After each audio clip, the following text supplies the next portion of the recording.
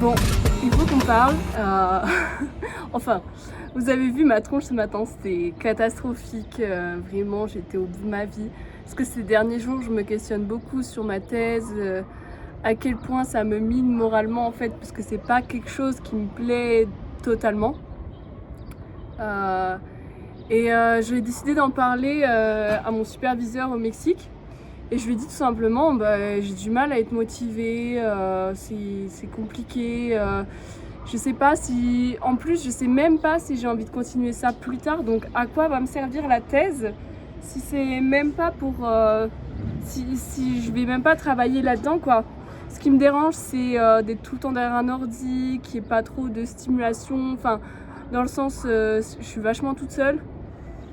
Et c'était grave enrichissant parce qu'il m'a parlé de son parcours. Il m'a dit que même en tant que chercheur aujourd'hui, il doutait encore de s'il était vraiment à sa place ou pas.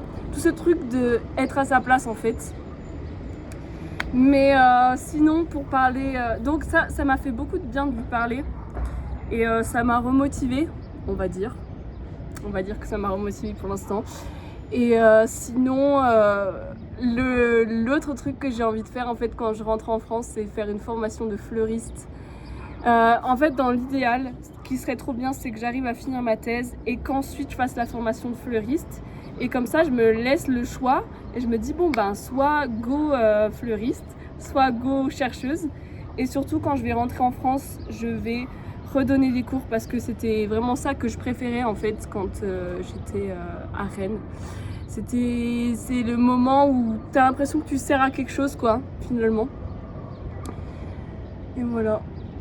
Mais du coup, ça m'a fait du bien de lui en parler. Il m'a dit que c'était normal et que c'était sain de se poser des questions. Donc ça, je trouve ça assez rassurant.